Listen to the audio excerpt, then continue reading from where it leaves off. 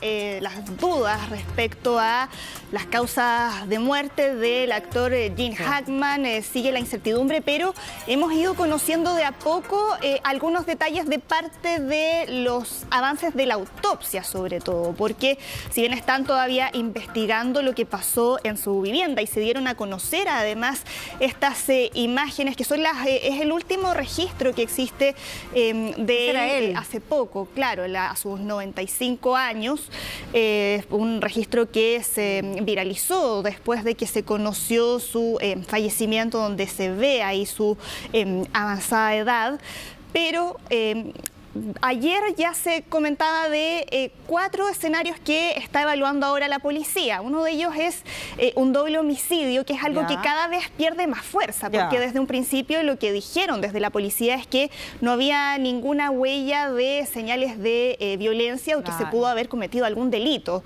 Muerte accidental, muerte natural, suicidio también, o si es que, claro, pudo haber tenido que ver, por ejemplo, la presencia de gases tóxicos, que es otra de las hipótesis. Se pensaba, ¿te acuerdas?, que podría haber sido una fuga de gas, pero eso también ayer ya se había descartado en un informe preliminar de la policía. Sí, pero todavía no se ha descartado 100%, del todo, está todavía ahí como una posibilidad.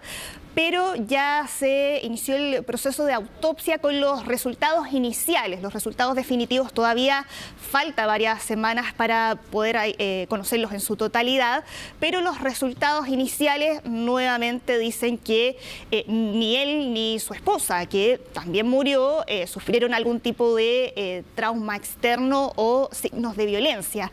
Lo que falta también por conocer y que puede dar ahí algunas luces de las causas del fallecimiento son los exámenes toxicológicos, pero todo esto además sumado a las últimas declaraciones del sheriff del condado de Santa Fe, que dijo además que la pareja llevaba muerta bastante tiempo antes de ser encontrada. Por bastante tiempo podría ser por lo menos 2 semanas, porque acá también se entrevistó a los trabajadores de mantenimiento, que fueron los que sospecharon que algo podía estar pasando y que habían comentado que la última vez que se contactaron con Gene Hackman y con su esposa había sido hace 2 semanas. Y también acá hay una declaración jurada donde también otro sheriff dijo que el cuerpo de su esposa mostraba signos evidentes de muerte, descomposición corporal, hinchazón en la cara y momificación en ambas manos y pies, lo que da cuenta ahí de que pasó el tiempo. Y también la señal de que ellos estaban, al parecer, bastante solos, porque nadie había notado lo que había ocurrido.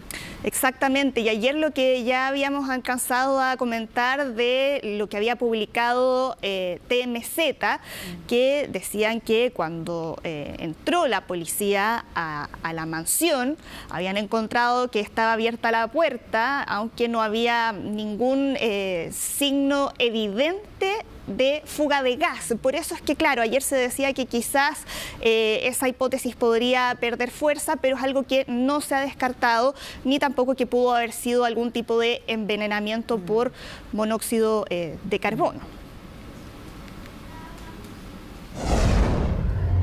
Vamos ahora a otro tema, porque desde México extraditaron a Estados Unidos a 29 prisioneros que los habían acusado de varios delitos que tienen que ver con narcotráfico y que es parte de los intentos de México por colaborar con la administración Donald Trump, sobre todo después de las últimas amenazas de imponer aranceles a sus exportaciones, porque a juicio de Donald Trump, México no está haciendo lo suficiente para abordar tanto el tráfico de drogas como la migración ilegal. Y entre quienes fueron extraditados está Rafael Caro Quintero, que es alguien que se conoce como el narco de narcos y que tiene ahí todo un historial muy sanguinario, porque él fue uno de los miembros fundadores del cartel de Guadalajara. En los años 80 las autoridades tanto de México como de Estados Unidos calculaban que tenía una fortuna de 500 millones de dólares y con uno de los episodios tal vez más recordados y que ocurrió cuando en una de sus propiedades tuvo lugar el mayor mayor operativo antidrogas.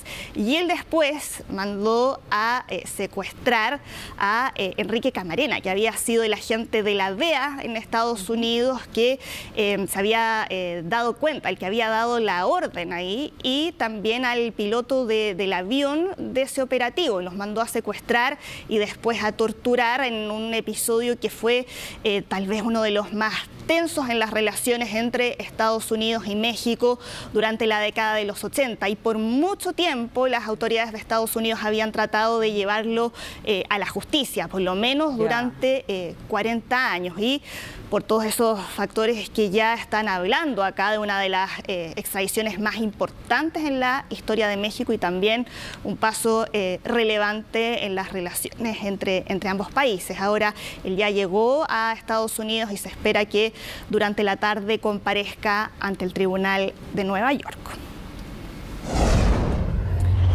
Y en otro de los encuentros, de las reuniones que habíamos estado esperando, que habíamos anunciado para hoy, ya llegó el presidente de Ucrania, Volodymyr Zelensky, hasta la Casa Blanca. Son imágenes muy recientes, estas son imágenes de archivo, pero lo que acabamos de revisar ocurrió hace minutos para reunirse con el presidente Donald Trump, donde obviamente iban a hablar del fin de la guerra en Ucrania.